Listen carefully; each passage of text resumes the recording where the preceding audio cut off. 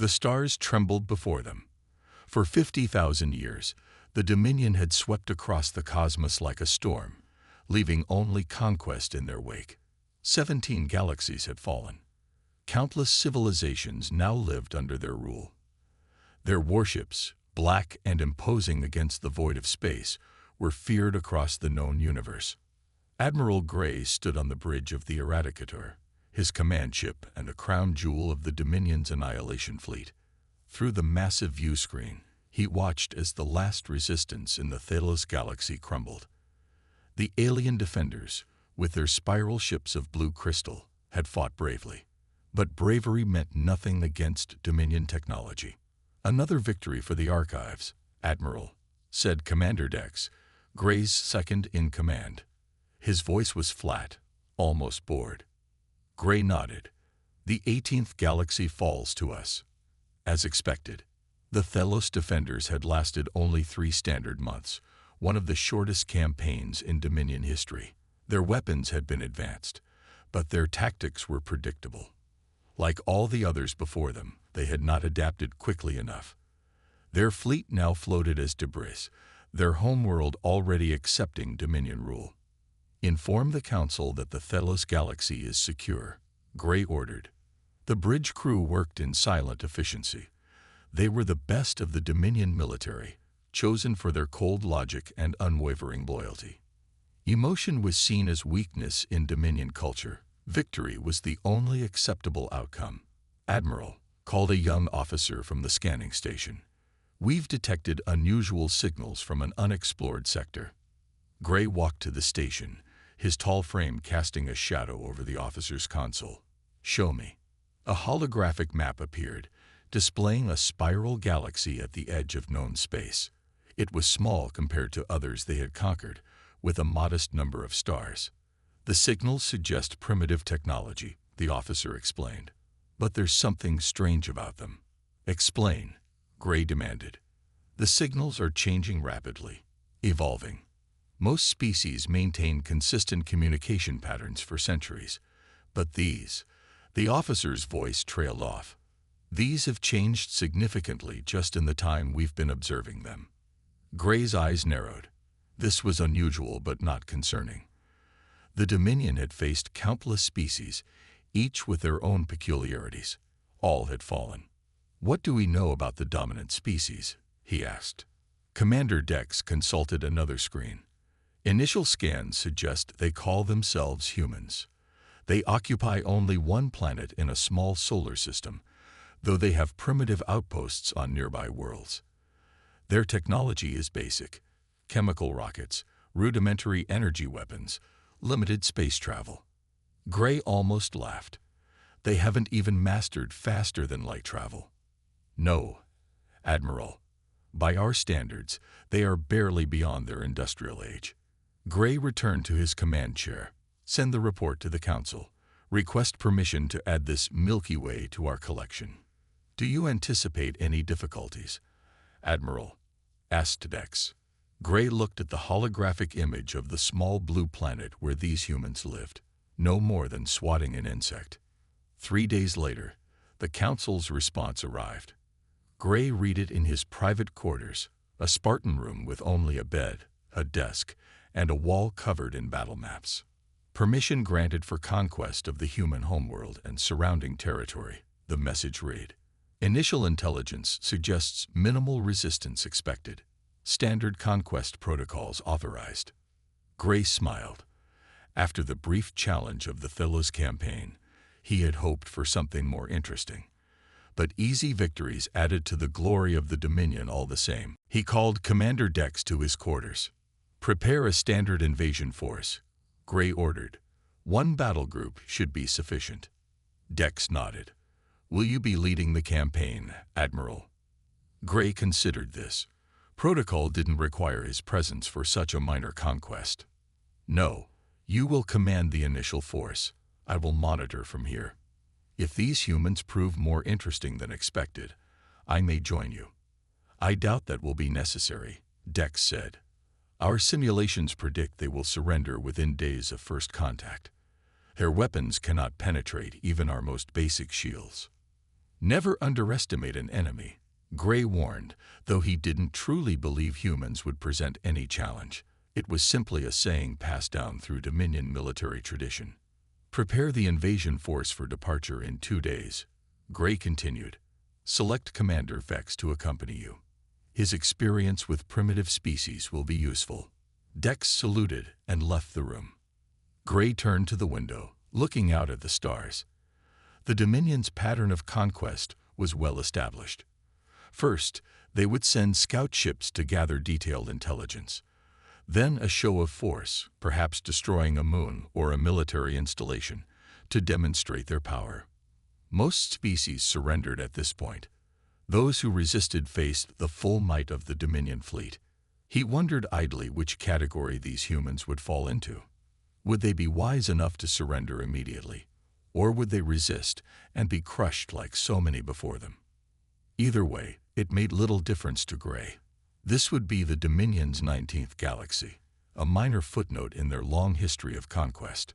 2 days later, Gray stood in the massive launch bay of the Dominion base, watching as troops boarded the invasion ships. Sleek and deadly, the black vessels hummed with power. Each one carried enough firepower to level a city. Commander Dex approached, already dressed in his battle armor. "The invasion force is ready, Admiral," he reported. 10 warships, 5,000 troops, and all necessary equipment for establishing control. Gray nodded his approval. "Remember, Dex. Standard protocol. Observe, demonstrate, conquer." "Of course, Admiral." Dex hesitated. "The latest intelligence reports show something odd. These humans, they fight among themselves constantly. Their planet is divided into hundreds of territories with different leaders and military forces. That will make them easier to defeat," Gray said dismissively. "Divided species cannot mount an effective defense." "Yes, Admiral." Dex saluted again and turned to board his command ship.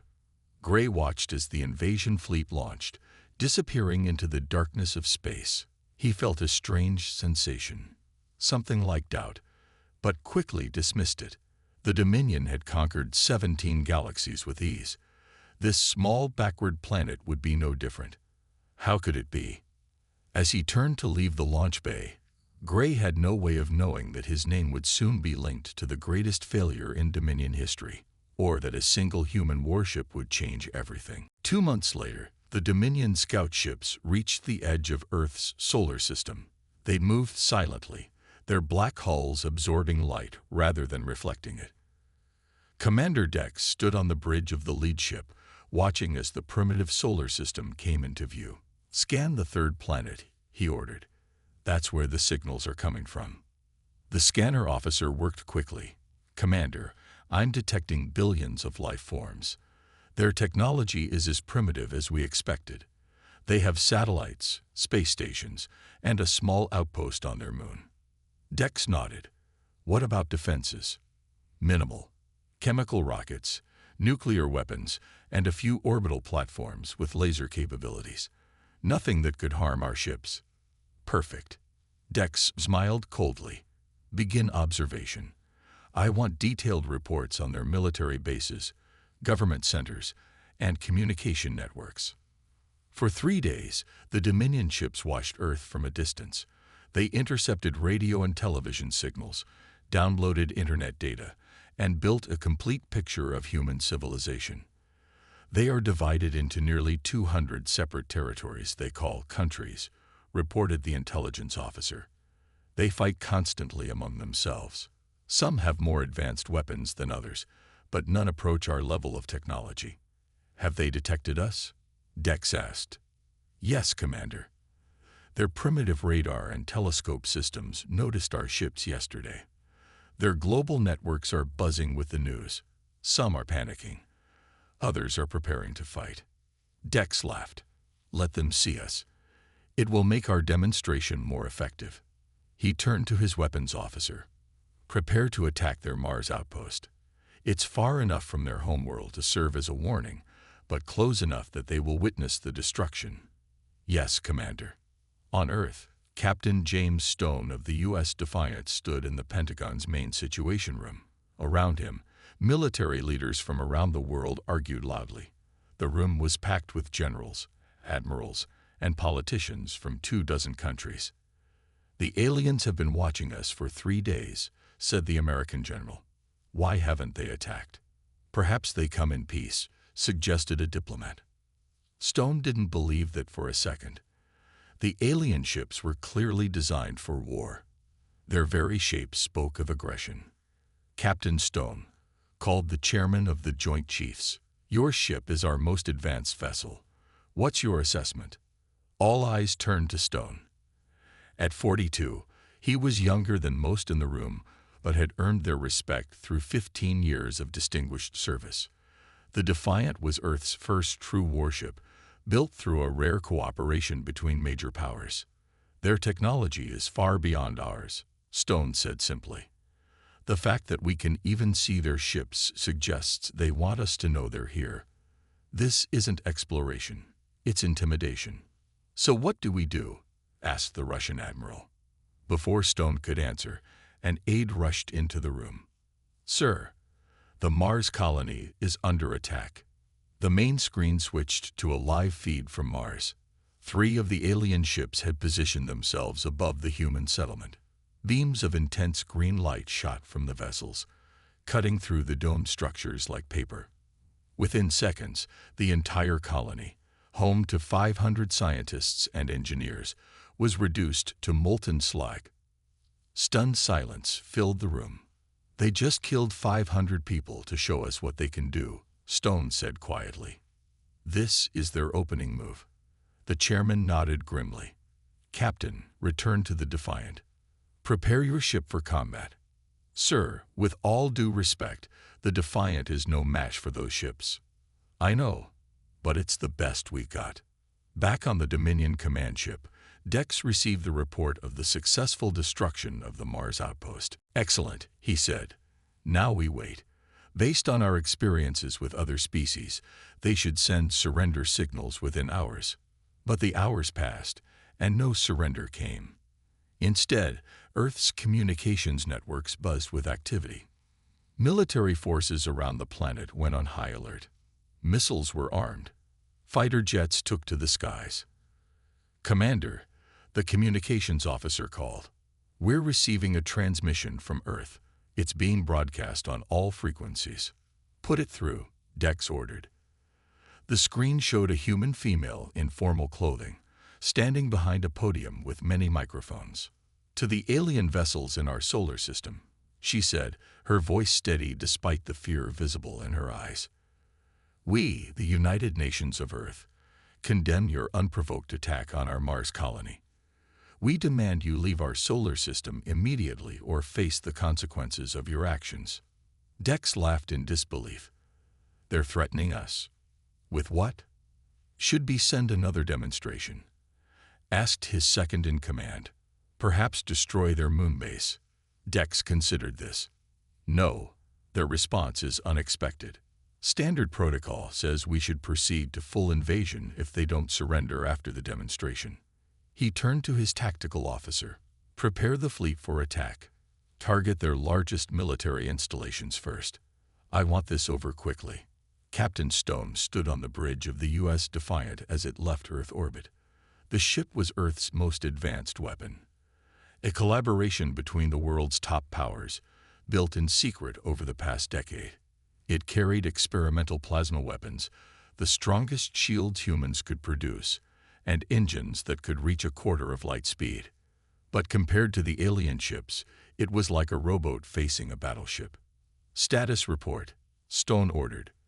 "All systems ready, Captain," reported his first officer, Lieutenant Walker. "Weapons charged. Shields at maximum." Stone nodded. "What's the enemy doing?" 7 alien ships are moving toward Earth. 3 remain near Mars." Stone studied the tactical display. The alien formation was perfect, too perfect. Their ships moved with mathematical precision, suggesting heavy reliance on computer control. "They think this will be easy," Stone said.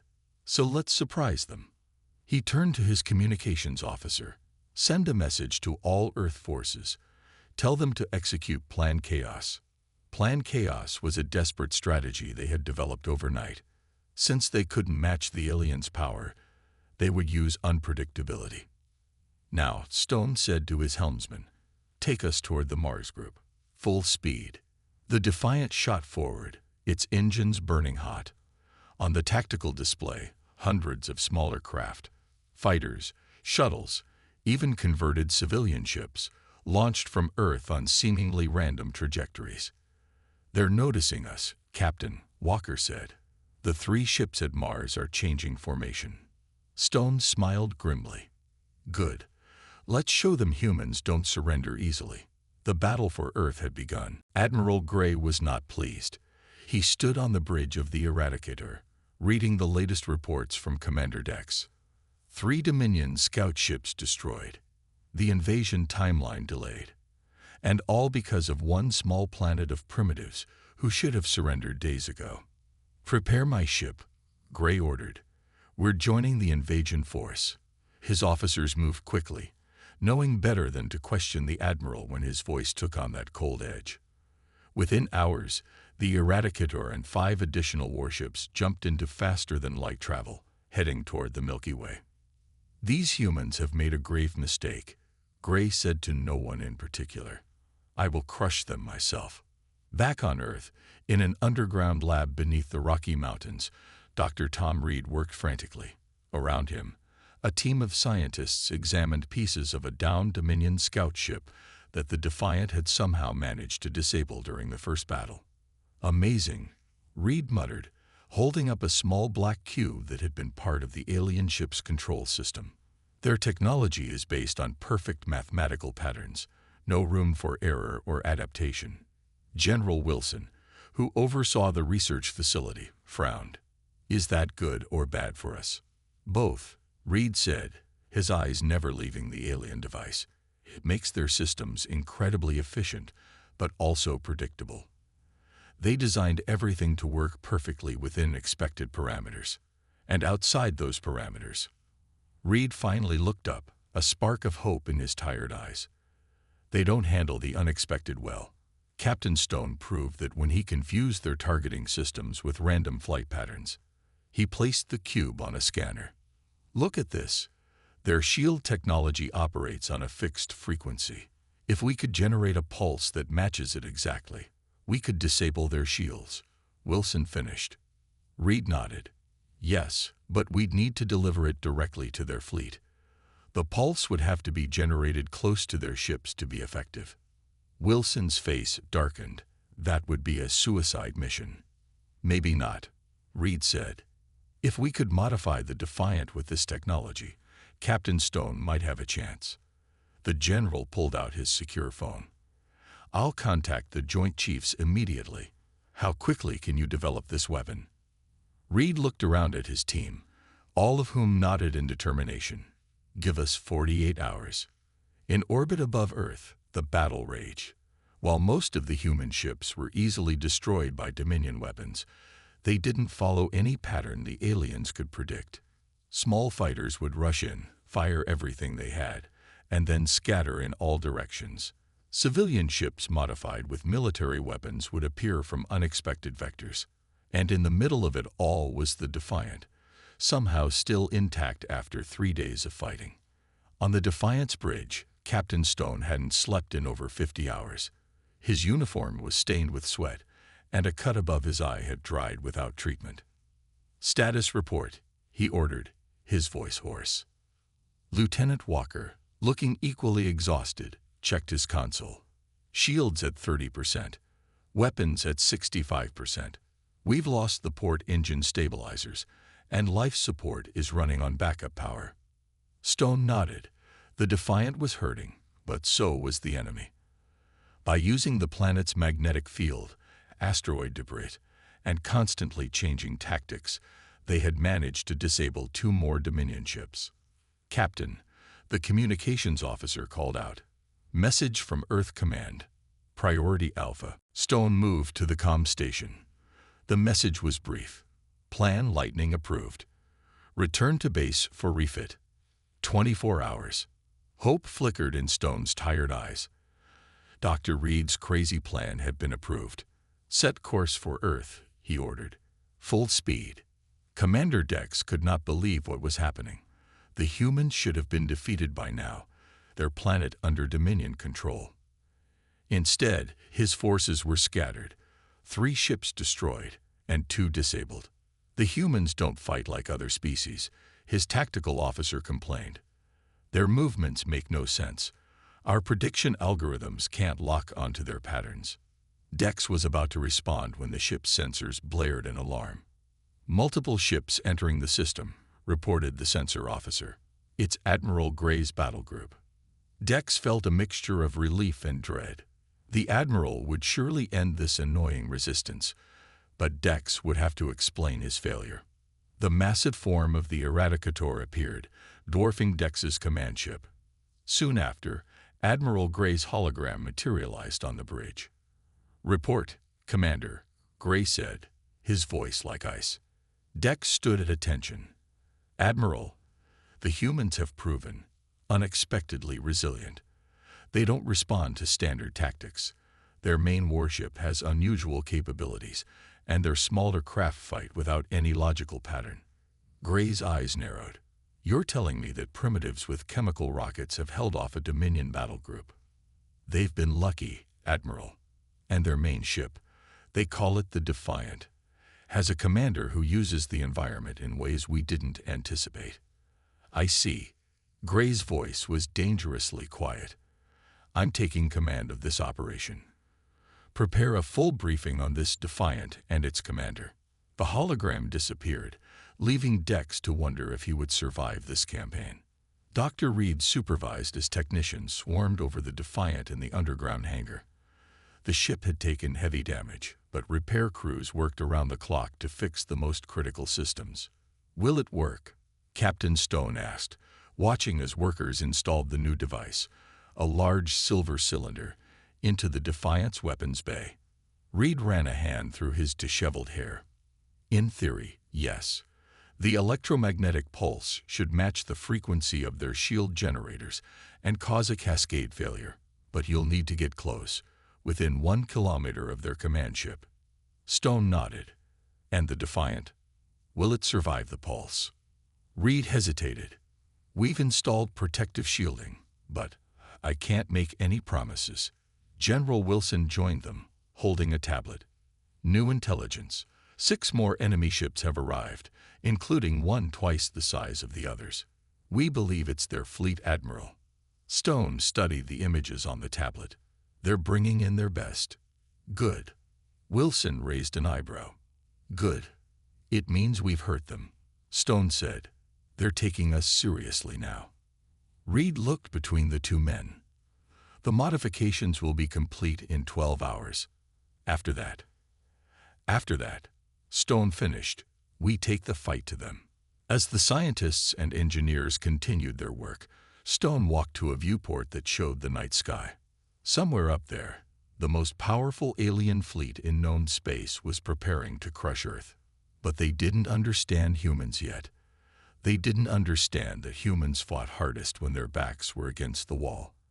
They didn't understand that humans would never surrender their home. And soon, they would learn what that meant. The U.S. Defiant rose from Earth's atmosphere, its hull gleaming with fresh repairs. Inside, Captain Stone sat in the command chair, looking at his crew, only 20 volunteers instead of the usual 100. Everyone knew this mission might be one way. "All systems check," reported Lieutenant Walker from the weapons station. His young face showed determination despite the fear in his eyes. "Engine room reports ready," added the engineering officer. "The new EMP device is online but untested." Stone nodded. "We won't get a chance to test it until we're face to face with the enemy fleet." The view screen showed Earth falling away behind them. Ahead, the stars were occasionally blocked by the massive shapes of Dominion warships, 11 of them now arranged in a perfect attack formation, with the enormous Eradicator at the center. "This is Captain Stone to all hands," he said, his voice carrying throughout the ship. "What we do today, we do for Earth and everyone we love. The odds are against us, but the Dominion doesn't understand what humans are capable of when fighting for our home. Stay sharp, follow your training, and remember, we only need to get close enough to deliver our package." He turned to his helmsman. "Take us in." Full speed. The Defiant shot forward, engines burning hot, heading straight for the heart of the Dominion fleet. On the bridge of the Eradicator, Admiral Gray watched the human ships approach with interest. "One ship," he said, almost to himself. "They send one ship against my entire fleet." Commander Dex, standing nervously nearby, cleared his throat. "It's the same ship that has caused us trouble before. The Defiant." Gray studied the tactical display. "And it's approaching directly. No evasive maneuvers." "No, Admiral. It appears to be on a direct course for us." Gray's eyes narrowed. Everything he had learned about these humans suggested they were unpredictable, using random tactics and the environment to their advantage. This straightforward approach made no sense. "It's a trick," he decided. "They want us to focus on this ship while they plan something else." He turned to his tactical officer. "Scan the entire system. Look for hidden human ships or weapons." "Yes, Admiral." Commander Dex looked concerned. "What about the approaching ship?" "Send 2 destroyers to intercept it," Gray ordered. "But keep our main weapons focused outward. I won't fall for their primitive deception." Captain Stone saw the 2 Dominion ships breaking formation and moving toward the Defiant. "They're taking the bait," he said. "They think this is a diversion." Lieutenant Walker checked his console. 2 ships approaching. Weapons range in 30 seconds. Stone turned to his navigator. "Prepare for Operation Pinball." The crew tensed, knowing what was coming. The Defiant had practiced this maneuver in simulation, but never with real Dominion ships. Now, Stone ordered as the enemy ships came within range. The Defiant suddenly cut all forward thrust and fired its lateral thrusters at full power. The ship spun violently, throwing itself into a seemingly chaotic tumble. At precisely calculated moments, the helmsman fired different thrusters, creating a wild, unpredictable path. On the Dominion ships, targeting computers struggled to lock onto the tumbling vessel. Their weapons fired, but the beams passed harmlessly through empty space where the Defiant had been a split second before. "Fire countermeasures," Stone ordered. The Defiant released hundreds of small metal objects, simple ball bearings coated in reflective material. As the Dominion ships fired again, some of their energy weapons hit these tiny reflectors and bounced back, causing minor damage to their own hulls. "Sir," called the sensor officer. "Large asteroid field ahead." Stone nodded grimly. "Perfect. Take us in." Admiral Gray watched in growing frustration as the human ship performed impossible maneuvers, evading his destroyer's weapons while somehow reflecting energy beams back at them. "What kind of technology is this?" he demanded. Commander Dex shook his head. "It's not technology, Admiral. It's unpredictability. Their movements follow no pattern our computers can track." Now the human ship was racing into a dense asteroid field, with the 2 Dominion destroyers in pursuit. "Order the destroyers to hold position," Gray commanded. "No ship can navigate that asteroid field at that speed." But the Defiant did just that. Stone and his crew had studied the field carefully. While the Dominion ships relied on computers to plot safe courses, Stone used human intuition and split-second decisions. The Defiant weaved between massive space rocks, occasionally using their gravity to slingshot in new directions. "Incredible," muttered one of Gray's officers, then fell silent when the Admiral glared at him.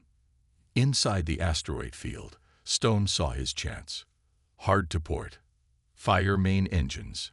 The Defiant suddenly reversed direction, now heading straight for one of the waiting Dominion destroyers. Before the alien vessel could react, the human ship shot past it, barely missing a collision. "Release explosive charges," Stone ordered. Small but powerful explosives attached to asteroids detonated, sending a wave of rocky debris toward the Dominion ships. One destroyer managed to avoid the worst of it, but the other took heavy damage as rocks smashed into its hull. "We've disabled one enemy ship," Walker reported. But we've used half our explosives. Stone nodded. Keep moving. Head for the main fleet. Admiral Gray's anger grew as he watched one of his destroyers drift helplessly, damaged by simple space rocks. These humans were using the most primitive tactics: rocks, reflective metal, random movements. Yet they were working. All ships, new formation, he ordered. Surround the asteroid field. When that ship emerges, hit it with everything. But the Defiant didn't emerge where expected. Stone had taken his ship to the far side of the asteroid field, then cut all power except life support.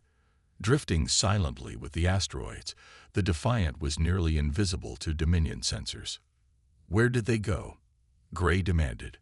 Unknown, Admiral, replied the sensor officer. We've lost them in the debris field. Gray slammed his fist on the arm of his command chair. Find them. On the Defiant, the crew waited in near darkness, emergency lighting casting everything in a red glow. Power at minimum, reported the engineering officer. We're drifting with the asteroid field. Good, Stone said quietly. Let them think we're hiding or damage. Lieutenant Walker, status of the EMP device. Walker checked his console. Ready, Captain. But we'll need to be within 1 kilometer of the command ship for maximum effect.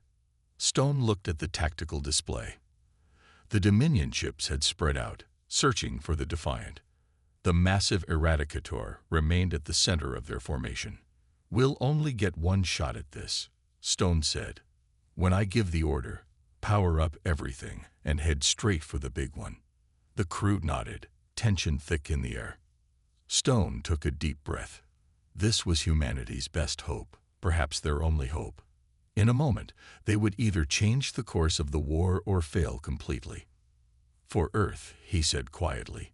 Now, the Defiant burst from the asteroid field at full power, its engines glowing white-hot. For a moment, the Dominion ships didn't react, surprised by the human vessel's sudden appearance. All power to forward shields. Captain Stone ordered. Set course directly for the Eradicator. The ship shot forward like an arrow, aimed straight at the heart of the Dominion fleet. On the view screen, the massive form of Admiral Gray's command ship grew larger with each passing second. Dominion ships responding, reported Lieutenant Walker. They're moving to intercept. Stone had expected this. Evasive pattern delta. Save our countermeasures for the final approach. The Defiant twisted and turned, but maintained its general course toward the Eradicator. Energy beams from Dominion ships sliced through space around them, some glancing off the Defiant's shields. Shields at 60%, Walker called out. Multiple Dominion vessels converging on our position. Stone gripped the arms of his command chair. Stay the course. Give me everything the engines have. On the Eradicator, Admiral Gray watched the human ships approach with growing concern. This wasn't just brave, it was reckless. No sane commander would fly directly into the guns of a superior fleet. They're up to something, he said. Target that ship with all weapons. Destroy it before it gets any closer. Commander Dex studied the tactical display. Admiral, their course will bring them very close to us. Should we move the Eradicator to a safer position? Gray considered this, then shook his head. No. The Dominion flagship does not retreat from primitive vessels. Our shields can withstand anything they throw at us. The Defiant shuddered as another energy beam struck its shields. Shields at 40%, Walker reported. Hull breach on Deck 3. Emergency teams responding. Stone nodded grimly. Distance to target. 10 kilometers and closing, answered the navigator. 8 Dominion ships in pursuit. Release the remaining countermeasures, Stone ordered, and prepare the EMP device. The ship released hundreds more reflective objects, creating a cloud of confusion for Dominion targeting systems. At the same time, small rockets fired from the Defiant, each carrying a simple but powerful explosive. On the Dominion ships, computers struggled to determine which objects were threats and which were decoys. Their perfect formations began to break as ships maneuvered independently, trying to avoid potential dangers. 5 kilometers to target, called the navigator. Stone turned to Lieutenant Walker. "Status of the EMP." "Ready, Captain." But Walker hesitated. "The device is drawing power from our main systems. When we activate it, we'll lose shields and most ship functions." Stone nodded. "We knew this was a one-way trip." A massive explosion rocked the ship, throwing crew members from their stations. "Direct hit," shouted the damage control officer. "Shields failing. Hull breaches on multiple decks. 2 kilometers to target." The navigator called, blood running from a cut on his forehead. Stone saw that the Defiant wouldn't make it intact. They needed more time, just a few more seconds. "Lieutenant Walker," he said calmly, "take command. I'm going to engineering to activate the EMP manually." Walker looked shocked. "Captain, if you're in engineering when that device activates." "I know," Stone cut him off. "It's been an honor serving with you all."